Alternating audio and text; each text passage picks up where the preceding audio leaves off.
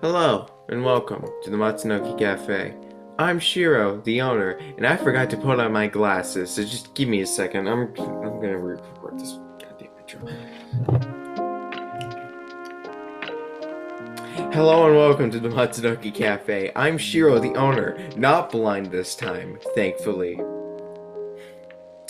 Here we like to talk about video games, movies, or just whatever's considered nerdy or nostalgic that's on our minds. So whether you're new here or a returning customer, why don't you sit down and relax, enjoy the conversation with your cup of joe. Fire Emblem is a series I was always familiar with due to the inclusion of characters in Smash Bros. But it was only when I was in high school that I began playing games in the series. My first game was Fates, specifically the Conquest version. I later got the Birthright version by accident. I asked for Awakening for my birthday, but my mom was at GameStop and must have thought, well, if this says Fire Emblem, this must be it. I never got around to playing Revelations, and now I never will. I did watch a playthrough of Revelations to see what I missed out on, and later did the same for Awakening. Fire Emblem Fates is a mess, looking back on it. There were some great characters, but overall the story was pretty bland and honestly did the good characters a disservice. You deserved so much better, Xander. At least Fates gave me my wife, so I can't be too mad about it. I played Three Houses sometime after it was released. I fell in love pretty quickly during my first playthrough, and I felt it did a way better job at handling the different story routes idea that Fates tried before. Also, in case any of you are wondering which house I picked first, Golden Deer represent! Needless to say, after playing Three Houses, I was excited to see what was next in store for the series in terms of mainline games. Yeah, there was that Dynasty Warriors spin-off, Three Hopes, that came out some time ago, but I played the demo and honestly wasn't a big fan of it. I don't think Dynasty Warriors gameplay is for me, sadly. But then, in the Nintendo Direct of September 13th, 2022, the next Fire Emblem game was announced. Fire Emblem Engage. Along with snippets of gameplay and opening narration to go over the general premise of the world of Elios, the trailer also showed the design of this game's main character, Alear. And to say it was divisive would be a bit of an understatement. There were a lot of people who were not a fan of the main character's designs, particularly with how their hair mixed the two colors. There were a ton of memes about Pepsi and toothpaste. Heck, I even contributed to this. But even if I wasn't a big fan of the main character's look, I was still optimistic about Engage during the lead up to its release. I want to get my hands on it until I got it as a birthday present near the end of March. And now, here I am, having beaten the main story and having gone through all the DLC. And I'm happy to say that Engage is the most fun I've had playing a Fire Emblem game. Three Houses still has a slightly better story in my opinion, but gameplay-wise, Engage has a beat. Now, in this video, I mainly want to go over my opinions on the gameplay and story content. If you want my thoughts on the characters in Engage, I already did a tier list video about them, which will be linked in the description and also in the card up top. If you're at all interested in playing Fire Emblem, Engage is a really great place to start. For those who have not played Engage, feel free to at least watch the gameplay section before tuning out to avoid spoilers. Then come back when you have played it. For those who have played Engage, feel free to share your thoughts of the game in the comments. I love to read what others have to say about this entry. And with all that out of the way, let's engage in this discussion video.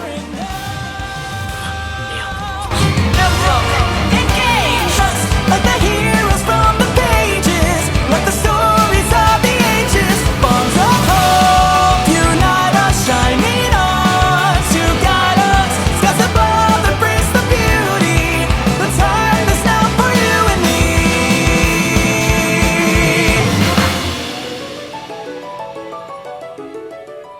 Let's start with what pretty much everyone who's played Engage can agree is good. The gameplay. While the general gameplay structure of Fire Emblem has stayed intact for the past 3 decades, pretty much every entry brings with it new additions and changes to bring new life into the combat.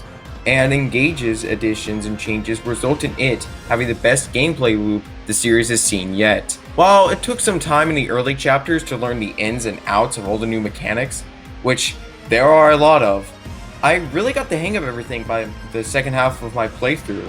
I felt like I was a master at this combat system, which is saying a lot, because I am not good at playing Fire Emblem. I'm mostly a fan of this series for the quality characters and storylines.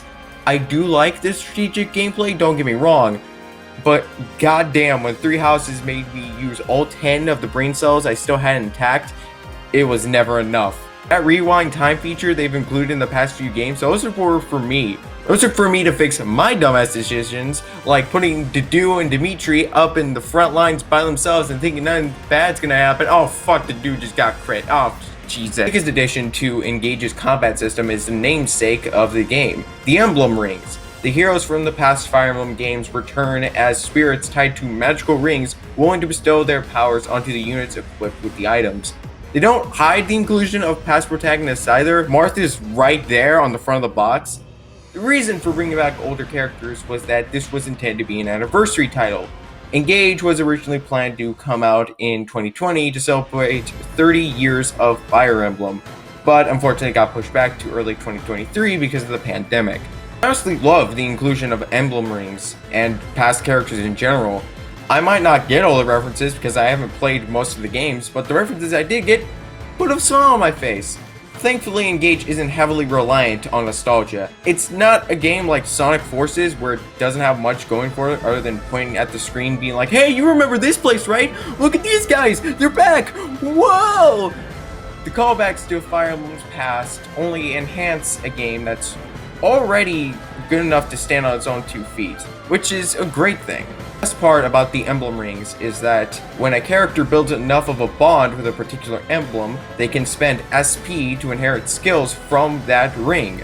The amount of customization from skill inheritance is absolutely wild, and the options grow even wider with the DLC emblem bracelets including even more returning characters and oh my god. Camilla! Yes! Oh, my queen, she made it in. She made it in, boys. We are eating good tonight. Let's fucking go! Also, can I just say the UI of this game is also top notch? While the battle UI in past entries I played were by no means bad, Engage is a huge step up above them all. Engage also vastly improves the UI outside of battle from Three Houses, which is something I personally really appreciate. Seriously, why were the battalions in the item section of the menu? What was that? What was that? I don't know why, but the models changing their pose as they swap between weapons is just a cool touch that I love. It means very little, but hey, it's there, and I appreciate that. The menus overall are unintrusive, allowing the flow of combat to feel so seamless in the moment. The weapon triangle makes a return in Engage, and actually brings with it a new feature, breaking enemy weapons. Swords have an advantage over axes, so if you have a leader attack an axe fighter with a sword, the enemy's axe will break. For the rest of that phase, the enemy's unarmed and can't fight back when other units attack them. While I didn't focus too much on breaking enemies in my strategies, because at the start of the enemy phase, they get their weapon back, it's still a great addition that can really help turn the tide of battle in your favor. The final wave of DLC brought with it the Fel Xenologue, a series of 6 unique maps that are designed to be much more challenging than anything found in the main game. All of your units have set classes, stats, and equipment for every chapter, and each map has at least one unit aside from a leader that is required to be deployed. I didn't really enjoy the Fel Xenologue in terms of gameplay. There's a big difficulty spike by the final 2 maps, and the exclusive characters ended up being dead weight on the team a lot of the time because I couldn't change their equipment at all. I could only give them emblem rings. And the worst part is that if I ever feel like replaying Engage, I have to go through the whole Xenologue again just so I can use the exclusive characters in that playthrough. I'm not sure if a few more units are worth 6 maps of fucking pain. Between battles, you can opt to go to your home base, the Somniel. Now, while I overall enjoyed the Academy sections in Three Houses, the problems with it began to show in repeat playthroughs. The big battles being reserved for the end of every in-game month did result in the story's pacing getting butchered at times. Thankfully, the Somniel and Engage is nowhere near as much of a time sink. While there are shops to buy items and weapons, as well as a variety of outfits for the characters to wear in the Somniel, this place is mainly here to help build up character supports. Support conversations have been a staple of Fire Emblem, allowing a pair of characters to have a short interaction with each other. It translates into the gameplay by having those two units boost each other's stats when placed next to each other on the map.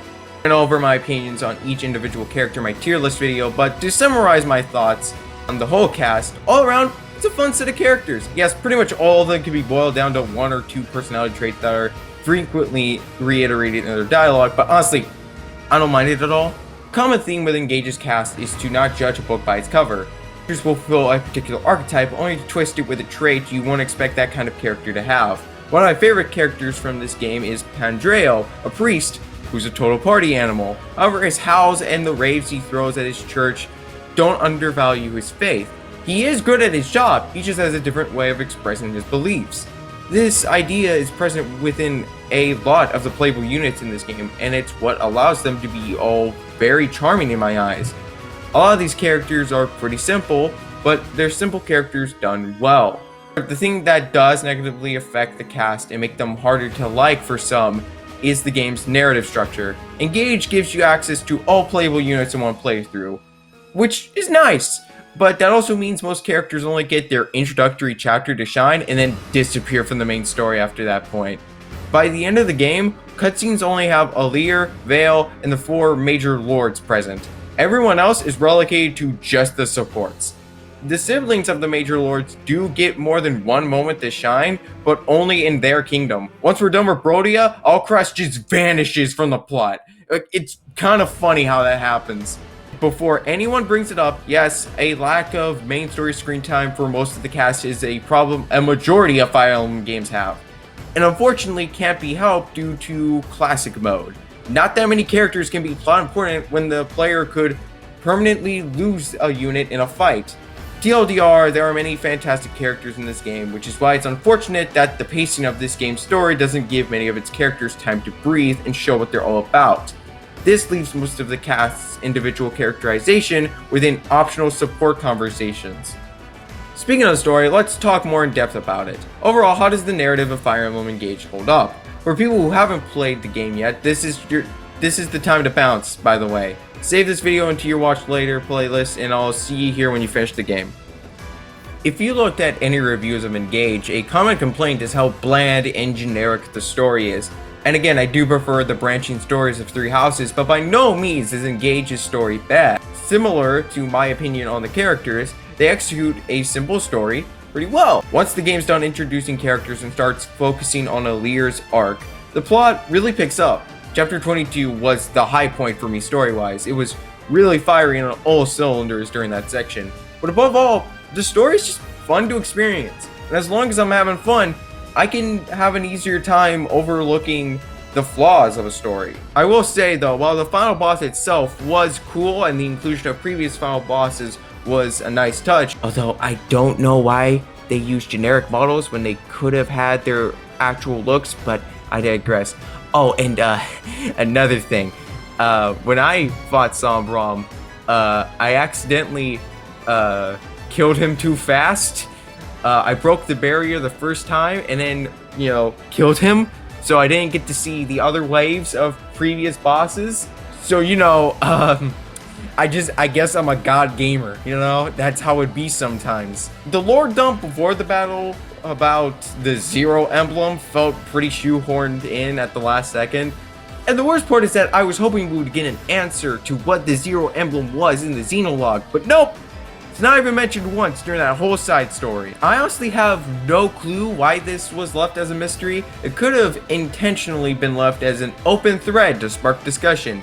It could be that the emblem isn't anyone from previous games, so their identity isn't revealed, because why give us a whole new character who's only there for 5 seconds at the very end? I would hope it's not that, because Sombrom's whole motivation as a villain revolves around this ring, so to have it be left hidden because it's nobody we already know seems like wasted potential to me. If you guys have any theories of who the emblem could be, let me know. Actually, speaking of Sombrom, he's a pretty basic villain. The backstory about the Zero Emblem comes too late for me to sympathize at all with him or his actions. He's not as bad as King Garrett, thankfully, but still not much going with him. The Xenologue was a neat addition to the game's storyline, showing us a version of Alir's world where it's basically the apocalypse. Nell and Rafal are cool characters. I like the good versions of the Four Hounds too. The Ashen Wolves from Three Houses became real fan favorites when they were added to the game, especially Yuri, since he was one of only 3 real gay options for male Byleth. And so far, the Four Winds and the Dragon Twins are becoming fan favorites in the same vein. I mean, Celestia's already becoming a new fan favorite of mine. Whew. Rafal is a decent villain. I mean, he's better than Sombron, but that's not saying much. While I'm not a big fan of personality shifts with twist villains, since it could come off as the character before the reveal and after are basically 2 different people, Rafal at least has a more understandable motivation that is established through flashbacks between chapters. Sombron would have his children kill each other and deem any weaklings as defects worthy of death. When Rafal realized he could awaken emblems and was told by Sombron that he could potentially be his heir, of course Rafal was going to latch onto that. He finally had his father's approval, the one thing that would ensure his survival. I'm still not a fan of Rafal's actions being partially explained by the gem, making him hate Nell. Even if Rafal did say the actions he committed were still his at the end of it all, to me, it felt like he was robbed from a lot of the blame for what he did. But at the end of the day, comparing this game to Three Houses is like comparing apples to oranges. It was made clear in an interview with Famitsu that the dev team intentionally wanted this game to be very different from its predecessor. Both games were made with different target audiences in mind. Yes, they're both rated T for teen, but Engage, with its tone and general writing, it's aimed towards younger teens, while Three Houses can be said to be directed more at older teens with its much more tragic backstories and just general darker tone. And while I love Three Houses and think some aspects of it are better than Engage, Engage is not a terrible game in the slightest. In fact, I love Engage on a similar level as Three Houses. I love them both rather equally. Yes, Engage has its flaws, but it's still a quality title with a ton of good characters and fun supports. I established earlier, this is the best Fire Emblem in terms of gameplay, bar none. I'd say Fire Emblem Engage is worth the purchase, and I'm hopeful to see where the franchise goes from here. Please, tell me your thoughts on Fire Emblem Engage in the comments. I'd love to read what you all thought of this game. But that's it from me. Thank you for visiting the cafe today. If you enjoyed this video, like and subscribe to see future uploads. Until the next video comes out, stay safe out there, everyone.